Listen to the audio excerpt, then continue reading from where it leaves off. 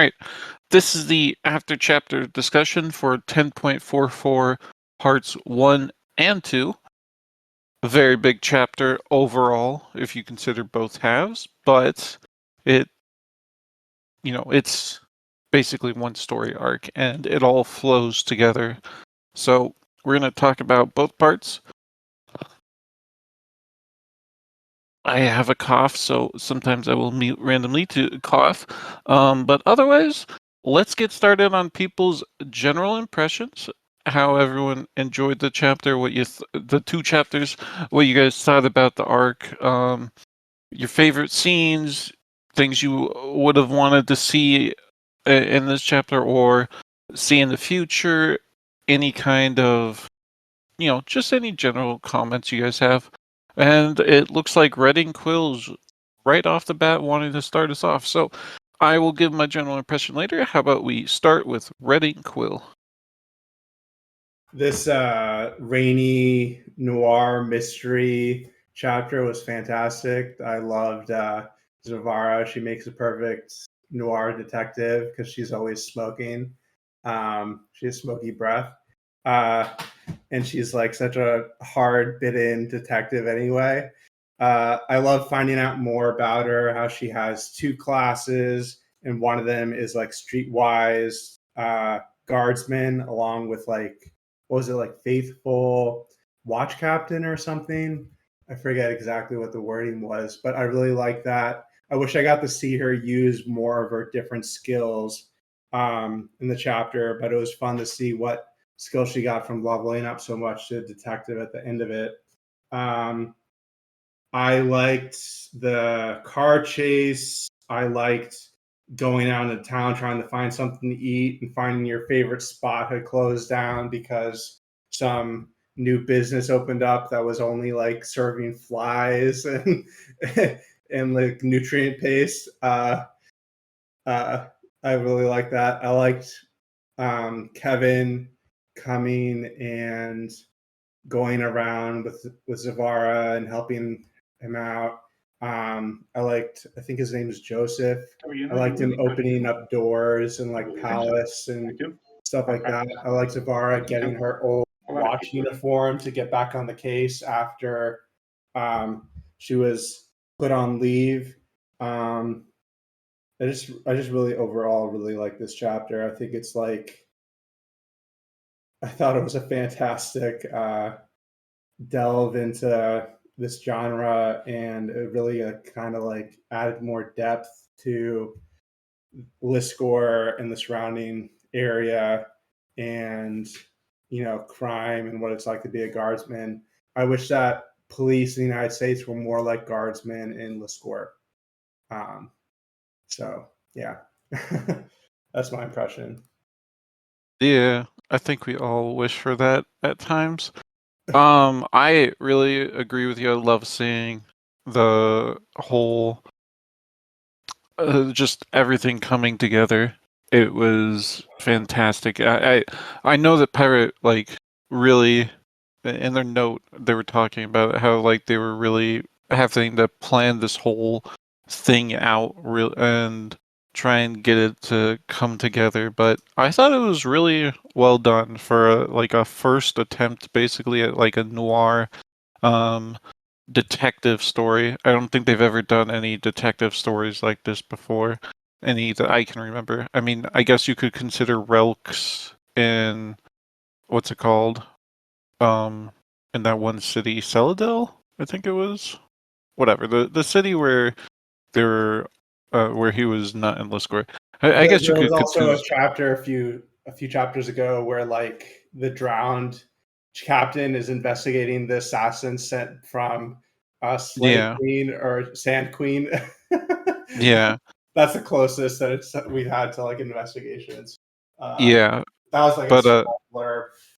Uh, they've never really focused a whole chapter around it, I think. And here it went really well. really well, really, really well. Yeah.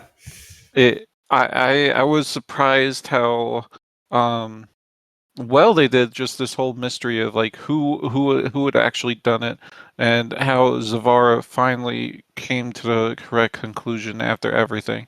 And I think you can actually follow along and figure it out yourself pretty well too, which is always good to have in detective stories. When there's basically no way for you to figure it out unless without just the character explaining it, it's not nearly as fun. But Yeah. yeah, I really enjoyed the whole detective noir aspects of everything. Um, for me, my general impressions were, like I said, love that part. Just like getting into part one was a bit slow for me because Zavara was, off her game. She was kind of listless. She didn't know what to do with herself, which, you know, sorry, that's perfectly within character, but it just made for a She slower was start. lost in the haze. Mhm.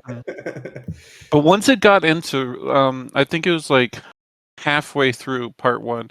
Once it got into the whole investigations, into the cold cases, that's when the chapter really picked up for me, and I was like, oh, there we go. I'm really starting to enjoy this, and the conclusion to it was just fantastic. I think that Zavara did some. Um, she overstepped, obviously, in my opinion, but I don't think it was like a bad overstep. Like she did it against people who basically deserved it, which is like okay, they're kind of shit people. They're using the law to do whatever they want, so why not let Zavar do the same thing?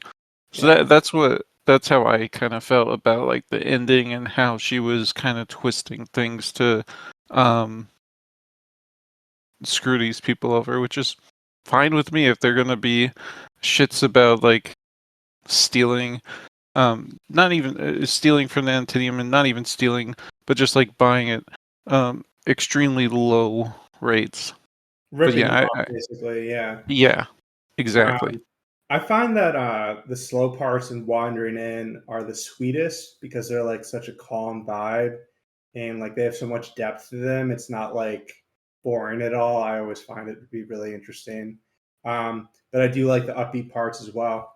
All right, I'm gonna let the next person go at it. Yeah. Thanks, Red Ink Quill. Let's hear from Sidehammer. Your general impressions for the chapter. Yeah, hi. Um, I liked it in general. Um, I have to say it wasn't my favorite. I felt like it's been I've been waiting for this chapter since um Tyrion and Magnolia met back a few. I don't know what chapter it was in, but it was in the Order of Solstice was first established in River Farm. Uh, right when Magnolia first really got into it. Started thinking about um her needing an investigator. So I've been just been waiting for a chapter where Zebra is put into the explore or the investigation chapter. I fully expect Magnolia soon to hire her to look into Ashcrash and whatnot. Um, what sorry my sorry 1 second I have to mute. Go ahead, go ahead. Sorry. For- One of my favorite things about it was Relk's growth. Um, his taking on new responsibilities have been. Fuck! I'm on a phone. Uh, and I really like that the Antonium got his thing back. I'm sorry, I have to. This is too embarrassing. Go ahead, go ahead. Um, Thank you for your general impression, Sidehammer. Um, I think that's everyone's general impression. If anyone has anything else to say, go ahead and just type it out if you want. Otherwise, let's get into some of the questions. All right, we'll start with a fun question. Sorry. why was Noir Aid so cool? You know, why was she just like the coolest ever? She was just the coolest person, the coolest Antinium. I think it's because she got the whole aesthetic down. You know, she's got that whole aesthetic. Anyone who can successfully pull off like a whole aesthetic is obviously just a cool person in general. They they can just, it doesn't matter what the aesthetic is, as long as they like just pull it off completely. They're awesome. They're a cool person. That's why I think Noir Aid is the coolest. And also, that's how I'm pretty sure that her name is pronounced. If anyone wants to fight me on this, too bad. I'm correct. It's Noir Aid. Anyways, Red and Quill, go ahead. Noir Raid has studied the classics. She studied the material, and she attends to the details while embodying the aesthetic. That's why she's so cool. And also, she looks like she's smoking, but she's really eating the candy cigarette, which is even cooler. And she looks out for the smallest and least helped among her people, and she looks out for them. So that's why she's so cool. Yeah. You know, I haven't had one of those candy cigarettes in so long, but reading about them again, it just reminded me how good they taste. Now I want a candy cigarette to chew on. Oh man. Oh man. But you're right. She's really cool. She's really cool. Mario says aura farming ant. She got the style. She's the perfect narrator for a noir. Kevin was cool, but Noir Aid is the noir. I forgot to mention Kevin in my general impression. Kevin's like Kevin's freaking just I don't know, commentary, his background commentary on what they were doing was just the funniest thing ever. I wish Pirate did like so much more of it in the chapter, but then it probably would have gotten old. But still, it was like the funniest part of the chapter, and I loved it. Freaking Kevin. Oh, I'm sorry, freaking Randy. And of course, he chooses Randy as a name. Oh God, Randy. Mario, do you want to speak? Kind of like Moas. Yeah. Yeah, the puns were great this chapter. And just the way that Pirate just had like fun with Kevin and all these beloved characters was really fun. And I was like almost crying at him returning and being a character again. And it was a really funny duo with Joseph. And yeah, Joseph, Kevin, and Sevara reminds me of that animation, the Adventure Bros. Yeah. And it was a really fun chapter. It was a great chapter. I very much agree. Thank you, Marios. Sidehammer says, continued general impressions. Happy that Ant got his doll back. Relic growth. Too many skills to enjoy who done it. Too many possibilities to genuinely predict what is happening, in my honest opinion. As to predicting, like you can't predict at the start. Like at the very start, it's like, okay, it could be any of these people, and that's good, I think, at the beginning. But as Savara gets more and more evidence, I think you can come to the conclusion that these are the people, because like once that one guard was mentioned, Lens, senior guardsman Lens was mentioned, it was like, okay, he's obvious. There's something going on with him and what he is contributing here to the investigation, because we never hear from Zavara or anyone else that Lens like passed on this material to any of the other guardsmen, which is like, why not? Why hasn't he come forward to help with this investigation ever? So that is like the biggest clue that there's something funky going on there. And yeah, that kind of leads down the path to who could be impersonating Lens. And it's like, huh, there's a couple infiltrators right there. But anyways, let's move on to another question. This was just our little fun question. What consequences will there be for Pawn's faithful having and selling healing magic now that healing potions are effectively impossible to make at large scales? So this was probably the biggest world building revelation for this whole chapter, is just that the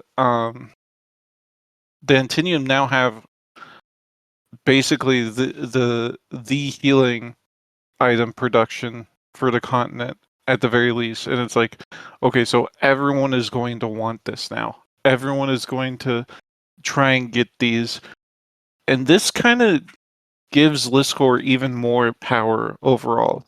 Like it makes them even more of a center of focus. And the Antinium in general, it distinguishes them a lot in terms of just them being someone you want to trade with in Liscor versus the Antinium and the hives, which no one wants to trade with, basically because there's no reason to. But now there's a huge reason to trade with the Antinium and Liscor, and this kind of trade where everyone else absolutely needs these items, that just leads to normalized relations. If the Free Queen and the Free Antinium want it, they could easily leverage this into them becoming a actual neutral party for everyone down the line. Those are my thoughts anyways. Writing Quilt, you want to speak? So this means that the Free Hive will become ascendant in Israel's politics. They'll become a major player, and so will Pawn. And also faith classes will enter the cognizance of the in-world's minds as a very useful class to take. And I'm foreseeing that the prophet on Chandrar will, once Federer finds out what faith classes do, he actually might try to make inroads with the prophet and buy his healing items for his country, because if anyone can afford them, it's Federer. He's nothing but money. So I foresee that faith classes becoming meta, the Free Hive becoming ascendant, and Pawn becoming influential on the world stage because he's the only large source of these healing scrolls. And also the Inn as a trusted purveyor of these scrolls will become even more influential. So that's what I see. Liscor's army is going to be the strongest army because it has healing and they're not afraid of injuries, but other armies are afraid of injuries. And at any time the Hive can stop selling to their adversaries and supply their allies, and it'll change the balance of power on Israel completely. Yeah. Absolutely agree. That's it's definitely where it feels like it's going here. I can't really think of any way that healing is introduced in other areas that would significantly impact the Antinium's hold on it now. There's not any there isn't any alternative to the air gel, whatever it's called, that we know of to make cheap healing potions. So the rest of the world is kind of shit out of luck until they get their own faith classes. Yeah. Meanwhile, the Antinium of Liscor they have real power base now because of this stranglehold on healing items, basically. Well, what we also know is that Seath dust, high purity Seath dust, or whatever it's called, I don't. It's not seed dust. Selfid dust is also a cure for wounds that we know from not Seraphil's, her sister's chapter when she Lunacy. when she was visiting her sister. So we know that there are alternatives, but there's nothing so complete that can heal like multiple broken bones, wounds all over the place that can heal it in an instant, right? There's nothing like that out there. So yeah, it's going to completely change the game. Yeah, even if Selfid Dust, even if Menacey completes her research with Selfid Dust and is able to make something that could change everything and could be used more widespread, it's Selfid Dust, right? This is a highly controlled, highly illegal substance that Highly addictive substance, yeah, if something goes wrong, that's an issue. So I think Selfid Dust has a lot of hurdles it would need to go through to be able to reach the parity of just a normal healing potion or healing scroll in this case, which, this healing scroll, you heal. You're healed. There's no issues here. I also see that doctors will see faith as a healing method, and it'll change the way that the healers try to grow their classes.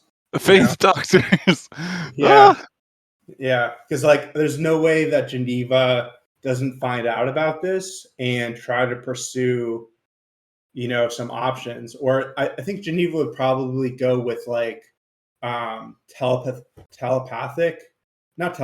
telekinesis healing, where she literally knits the bodies together with her mind.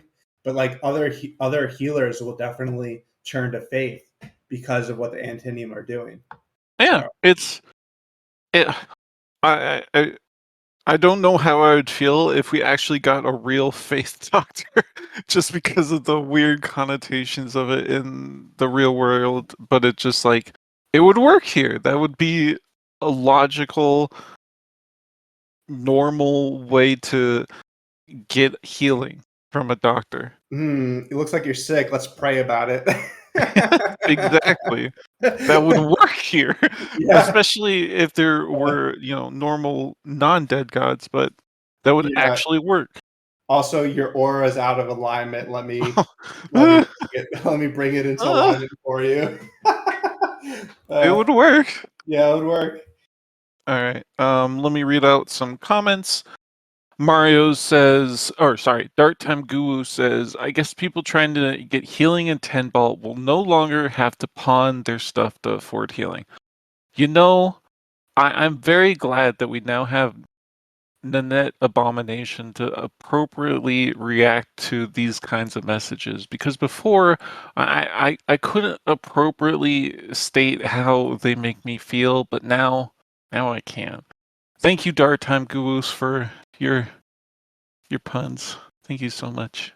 Mario says, doctors get dunked once again, sigh.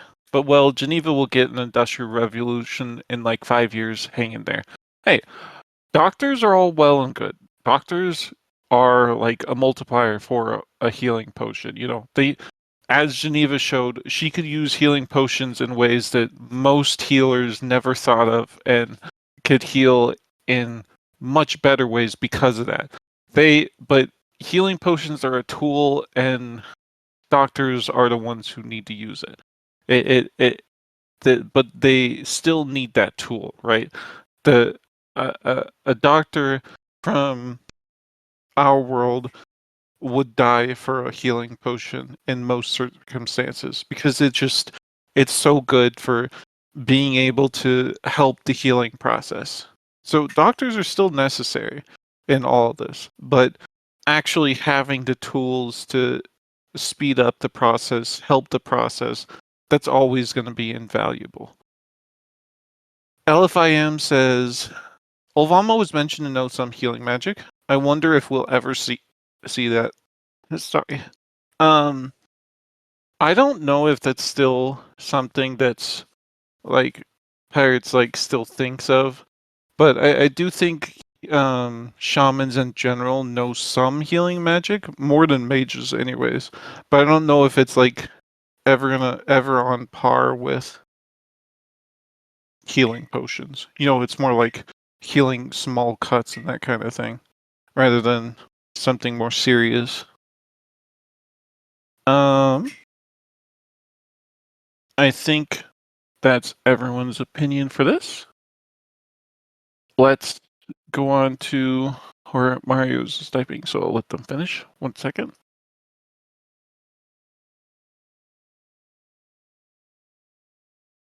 Mario's replies a Dark Time Goose is saying, I want to see her empire burn in regards to 10 bolts. I think we can all agree with that. The healer is a parasite on society who should be, given some anti-parasite medicine. Just a little bit of anti-parasite stuff. Anyways, let's go to the next question. Do you agree with Zavara's actions in regards to forcefully getting the scrolls of healing recalled? Did she overstep, and was she too overzealous in her approach here? So, I don't think... Well, actually, I'll let you start us off, Redding Quill. Go ahead. Absolutely not. In this world where will and like force of will and like levels matter, you have to use every tool in your tool chest to get things done and follow your agenda. And it just so happens that Zavara's agenda is good, so everything she does and all the methods she takes serve the people of the surrounding area and the citizens. So I think I'm totally supportive of Zavara and all the actions she takes. She might make some mistakes here and there, but she's overall heading in the right direction, and she deserves our support in rooting out crime. Wahoo! I agree and I disagree. I agree that when you're judging based just on the individual involved, you can say, okay, yes, I think she could do this because I know her so well, and we know that she won't overstep too much, and she won't take this in a direction that will hurt people overtly. But it's like, let's pretend you're random list score citizen number 3, and you hear about this, and you're like, wait, what if I had bought one of these and it was recalled? Is Zavara gonna come after me like she just came after all these other people?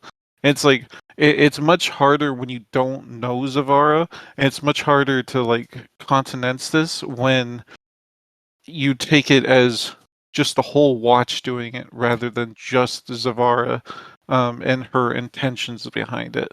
Well, I think that the people of Liscor have an understanding of who Zavara is, and also Zavara was targeting bad outside actors that were running amok in her city.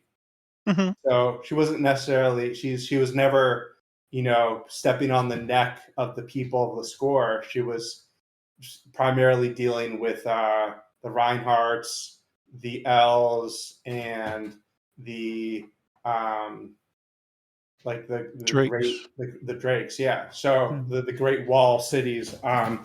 So she didn't even have that much trouble with the brothers because she saw them as a net boon to her city. So I think that people understand who Zavara is, and they know that she's on their side. There's actual real trust between Zavara and the people of her city. So I mean, it's not anything like how at least in the United States, the police unions guard their own no matter how egregious the offenders are. It's not like that. there's actual accountability. They root out corruption. Zavara got her start by rooting out a corrupt watch captain in Liskor. So, yeah, she has a history there.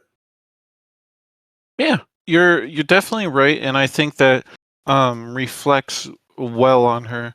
And I agree that because she was focused so heavily on foreign influence here, that very obviously would not help out Liskor in any way, and were only doing things that could potentially be to the detriment of Liskor. They didn't care about Liskor at all. They only cared about getting what they wanted. So with that context in mind, I do agree that Zavara's actions in general were, they weren't too far. They weren't like, they weren't over the line. Wow, this is too much. But it comes close simply because of you have to judge it more. I judge it more than just what Zavar can get away with. Like she is like she is the role model for a lot of other guards too. So when they see her doing this kind of thing, they'll think, okay, maybe I can do this in a different situation. And that can turn sticky. But I still think she was in the right. Anyways, let's hear from Bleach Soul. Yeah, hey. Hello. I don't think she was overzealous or overexpressive. I think she should be this way because I do believe like she didn't pay anything for not opening the door for the goblins. So she could like at least do some good in this and get disenfranchised Antinium their rights back. So that was a good thing she's done. And I'm not that fond of Zavara, to be quite frank, because now we've seen her how she acts in the streets and how she's lenient against some criminals and stuff to keep up, the appearances or whatever. So yeah, I'm not that fond of her attitude as a guardswoman, and yeah, at least I really like she's done that for the Antinium because they are, and she stood up to Venom and his palace viewpoints. So and stood up to walled cities and stuff. So that's really great. I don't think she's overstepped. She just did the right amount to make justice happen, and that's important. Thank you. Thank you, Bleach Soul. And yeah, you could see this as Zavara willing to go over the line because when she like did exactly what what she was quote unquote supposed to do and like turned the goblins away during the finale for V5, she made a grievous mistake and killed a lot of people. So you can see this as kind of like a pushback against that kind of mentality where she's like, okay, this time I'm going to try and go over the line a little bit because when I was following exactly what I was supposed to do, all these people died and I don't like that. So you can definitely see it that way. And I think that's a very good point, Bleach Soul. Next up, let's hear Samu.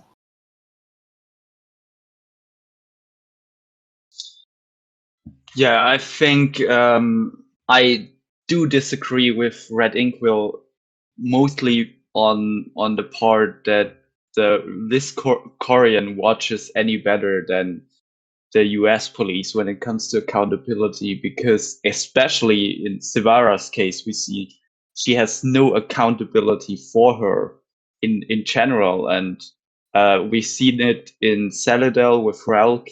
The watch how it works in Drake cities has no accountability at all and no mechanisms built in there at all. in the bigger cities, you have the military to counteract the watch if it gets too strong, or possibly be the watch as well. So that's also not nice. And I think that's a little bit the thing about the problem that Sivara recognized here. And that's why she overstepped, in a sense that in Liskor we don't really have a central power, executive power that makes that keeps foreign actors out and is the law on the street in a sense, on the level that we see in Palace, for example. And I think that's why it was necessary for her to overstep, in a sense, especially against a certain Northern lady. But on the other hand, we see that there is a kind of power vacuum in how exactly Liskor is run. We do have the army with the mercenary army, who are not at all here and are not any executive power in a sense. Then we have the army with Olasum, who is for city defense in general, but what exactly is their role and who calls them in? Is it just Olasum deciding we go to war now? Because that's not had a good idea. And I think the same problem is with the watch and how exactly they manage to be an independent power. Because so far we've seen it in the chapter, the walled cities have had their hand in the pot of Liskor in a sense, and kept their hand on certain things there. With Liskor still being independent in general, but I think that's what changes now, and that's why the watch in Liskor needs a little bit more, or the different powers in Liskor need a little bit more coordination and something like accountability to the other powers, the basically pillars of power of the council that guard the and the army. I think there's less coordination than is necessary in the end if you want to be an independent city-state.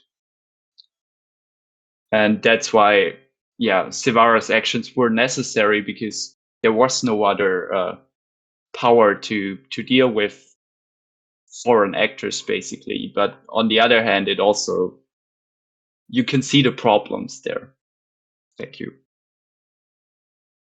Red Ink Quill in chat says, all senior guardsmen need the assent of the citizens to assume the office. Which is true, but that doesn't necessarily mean that they're still accountable to those citizens for once they're in the office. Thank you, Samu. I see one other person typing in chat, and after that we'll move on to another question.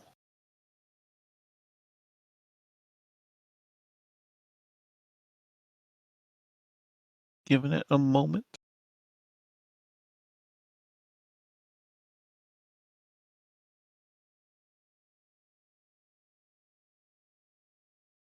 Goodbye, Red Ink Quill. Sidehammer says, I agree with Samu. Liskor has no teeth when they tell others, get your dudes out of my town, so Zanara needs to act. That's true. It's part of being a sovereign, nation state, nation, anything like that, a sovereign territory. You need to sometimes back up your words with action. All right. I think that's it for this question. Let's move on to one of the last questions. Do you agree with why Zavara is so steadfast and take out someone like Cecile or the merchants instead of dealing with the brothers? So during this chapter, we saw how Zavara really didn't want to muddy the waters with taking out the brothers unless they had like a ton of reinforcements, because she thought it would basically be a war in the streets. But meanwhile, she was very persistent in taking out people like Cecile or the L and other human merchants, because she felt that those were foreign influence, so she could more easily root them out. And it does come down to whether or not you think that's an appropriate the appropriate means to go about this, because in the end, even if there are foreign influences, even if they're inside your city, there are ways for both of them to have an influence, and both have ways to make things worse for the city itself. So I do think it makes sense why Zavar doesn't want to take out the brothers in particular, simply because, like she said, they do maintain a certain kind of order in the streets while they go about their operations. They do target mostly upper class citizens rather than going after the poor or anyone else. Meanwhile, if you let someone like Cecile get rooted in your city and just like walk all over people in your city, it's like she's never going to stop. Cecile is someone who is extremely dangerous, and it's very, very, very bad to let her think, okay, this city is free pickings, I can do whatever I want. The only issue is that now Cecile has reason to come back to Liscor. She has a reason to hate Liscor. And I don't know if that's going to cause issues down the line with the Reinhardts, but I don't think Cecile is the type of person to let this go. She's going to try and get back at Zavara and Liscor in some way. And I kind of want to see how that goes down. Dark Time Goo says, I guess she thought Cecile was responsible for a miscarriage of justice. Oh, the puns. They physically hurt me. Oh, the puns. Sidehammer says, Captain Z didn't want to open another power vacuum in the underworld, and some fights are better to fight than others. It's true that a power vacuum would have come around because if they actually rooted out the brothers, and I kind of wonder if someone like Cecile would have filled that with their own people. Nobody says, at that point, is Zavara the judge, cop, and executioner who was worded to do business in Liscor? In many ways, yes, she is. Like, that's kind of her job in a lot of ways, which is concerning in its own right, but that it is what it is. That really is one of her roles. And Bleach Soul, you wanted to speak? Yeah, the difference between the brothers and Cecile is that Cecile thinks everybody is beneath her. She doesn't believe the law applies to her. She just acts how she likes, and if something happened, I didn't do it. My cards did. She has always kind of disregard for Bleach the Soul, you're law. kind of cutting in and out. Okay. Can you hear me better now? A bit better, yes. All right.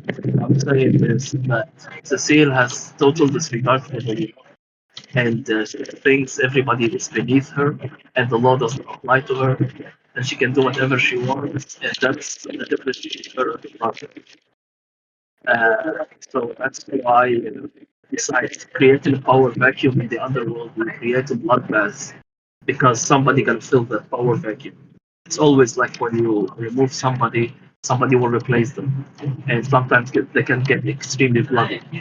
So that's why maintaining status quo in the underworld is better than allowing idiots like Cecile to come and take a hold of the city, because she acts absolutely imperious to everything. So that's why I was happy when she got her ass kicked. Yes, thank you. All right, thank you, Bleach Soul. Is there anyone else do pink? No.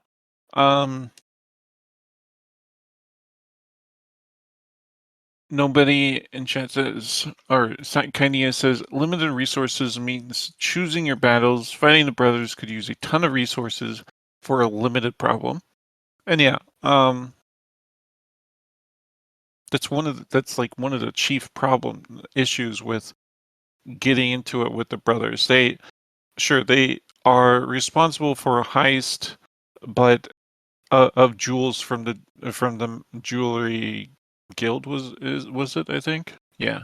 And it's like, okay, that's bad, but at the same time, if they try and root out all the brothers in the city over it becomes a really difficult problem to deal with. They're not just going to take that lying down, as we saw. Nobody says, so we allow crime if it's polite and disallow legitimate business if it's of someone we dislike. I don't feel like it's something that should be Zavara to decide, especially not alone. Well, in this case, Zavara was almost run down by at least one participant in it. So I think it's fine to allow her to go after that person. And in terms of the other merchants, they were, caught in the act of stealing. Like they were literally about to steal Kevin's new design. So that is a legitimate concern there. And it didn't take a ton to get them out either. Sidehammer says, Cecile had her run down the street. She got what was coming to her. Kevin Justice Crash. Exactly. Like, Cecile was the worst of all of them. But she was definitely someone who, even if she herself couldn't be charged with the crime because of how she made everything happen, it still is like, okay, she obviously needs to be dealt with and needs to not be welcome in this city because of who she is. Nobody says it feels like main character morality. And could Cecile not cost a lot of resources if she comes back? The Reinhardts could do more problems than the brothers with the power of nobles on her side. See, they could, but at the same time, they're also already at war with the Drake. So if the nobles under Reinhardt push into Liscor, that is more like signaling a war response from the Drakes rather than anything else. And that can get a lot messier, but also it's a bigger deterrent than the brothers, who, if you take care of the brothers,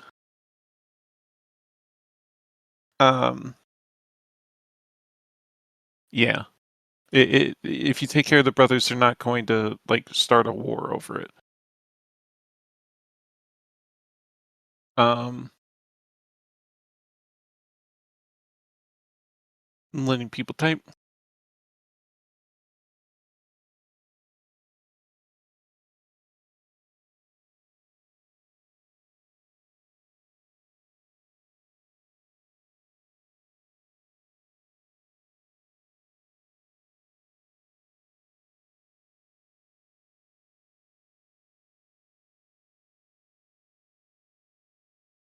Pat Hammer says the brothers justify their crime by only stealing from the rich.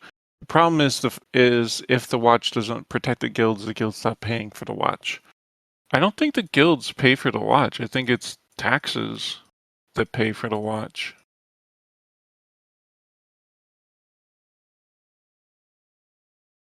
I don't think they can stop paying taxes without, getting imprisoned and run out of the city.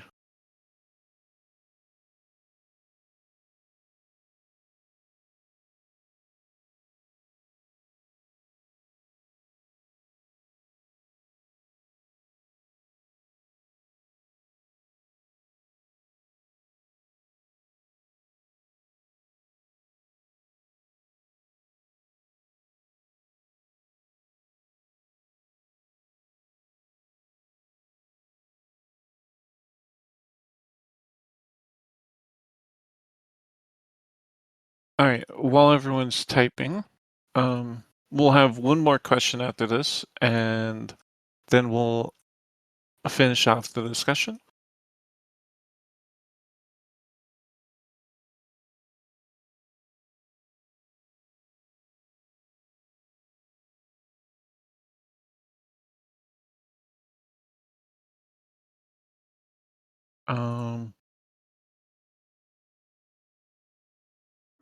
Okay, we'll just move on to the last question. If you guys have any further responses to this question, please keep posting. Please post them, and I'll read them later. But for now, we'll move on to the final question, which is, what will Zavara's 40 consolidation be? And did you suspect she had a weird dual class like this? Is Zavara somewhat like Tauren? Because we got a scene this chapter where Zavara was basically dueling herself, switching back and forth between guardswoman and watch captain, and it felt a lot like Tauren in how she was acting, except even even more so. And kind of, I don't really even know if you can get like a dual class like this without like having a split in your personality where you feel like you're where you're more than just one person. And it's kind of like, because if that's the way Zavara goes, I kind of wonder if she will ever consolidate the two classes into one, or if she'll always have those two separate classes that will feed into her strength and kind of like differentiate her. That being said, I do think 40 would be the nearest point where she consolidates. And I think, she's 36, 38 now, so it's not that far off. But I don't know what the exact consolidation will be, but I think it has to do with how she wanted to, set up. She is so. She wants to set up some, body of law that will deal with like more than just bliss score. I think that would be the step she needs to take to get to 40 and consolidate both of the classes. Is something that would see her transformed from just a watch captain or just a smoke breath detective into something that's more. I will say, summon patrol. That's a really cool skill. That's a really cool skill. I really want. That's nuts. Summon patrol. I wonder if it would like summon them from anywhere, or if there has to be a range limit on it. But if it like teleports them immediately, that'd be insane. Anyways, Samu, you wanted to speak. Yeah, I think regarding the consolidation, the first step of the dissonance between the two classes she has been done basically, because we see that she's not a guardswoman anymore, but a different branch of police class that is not as clashing as watch captain and the streetwise guardswoman, I think. And that's how I think I think they gonna combine in the end pretty easily, because before that couldn't really happen because there was this this watch captain of integrity by the book kind of person she was, and then there was the more practical inclined streetwise part of her. And I think now that the smoke breath detective is a way for her to channel this street wisdom of the streetwise guardswoman in a productive sense that's not as clashing with her watch captain identity.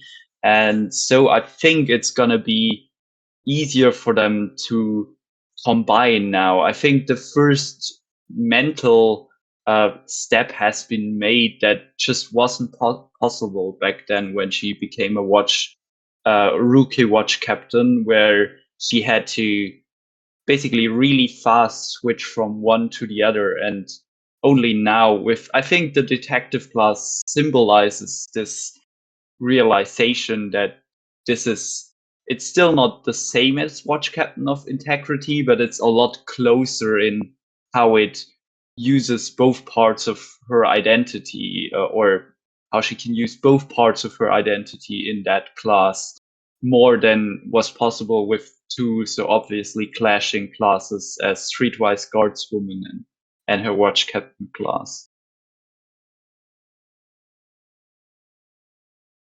That's a very good point, that these classes, she can definitely channel Smoke Breath Detective into her Watch Captain class and be able to merge them much easier, I think.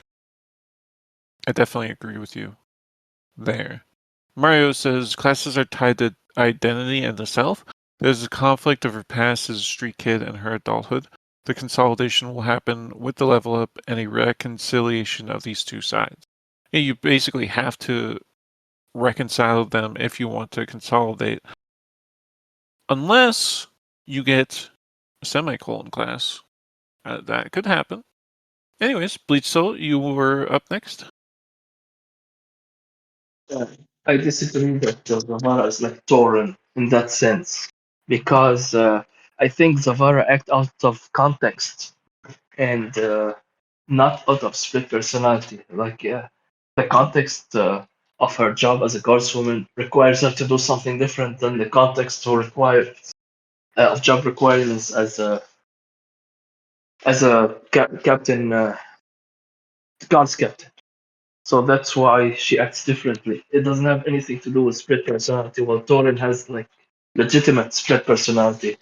Here it's like no, yes, it's like having a managerial position and an employee position in another company. So you require different job descriptions and different kind of work and different kind of things to do. So yeah, and with regards to consolidation, I think she will consolidate her watch captain into detective, because I don't think she will be watch captain any longer after figuring out that that's what she wants to do. Probably she wants to solve crimes and make the score a better place, and probably other places around the score in other cities. Thank you. Thank you, Bleach Soul. Excellent point as well. I mostly just was thinking of the one scene where it was like they're very split, and talking to yourself like that is very interesting to me. Anyways, Third Time Guru says she consolidates from Watch Captain of Integrity into Watch Captain of Integrity with two N's. Thank you so much for these puns. What have we done to earn this special punniness? Oh man. Sidehammer says Salmon has a great take on it, I feel. I think it will take at least 2 more arcs with significant action, not just fighting, dedicated to her development before she will bring them together. Also, I really enjoyed the scene with the mirror. That was awesome. And yeah, it was a very good scene. I really liked it too. Sorry. Yeah, it was a great scene. It just makes me think there's more to Zavara than that we still haven't seen fully.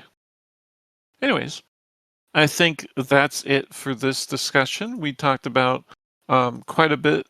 If anyone has any final thoughts, go ahead and post them. Otherwise, we will end this discussion. But first, just letting anyone type out any last minute thoughts.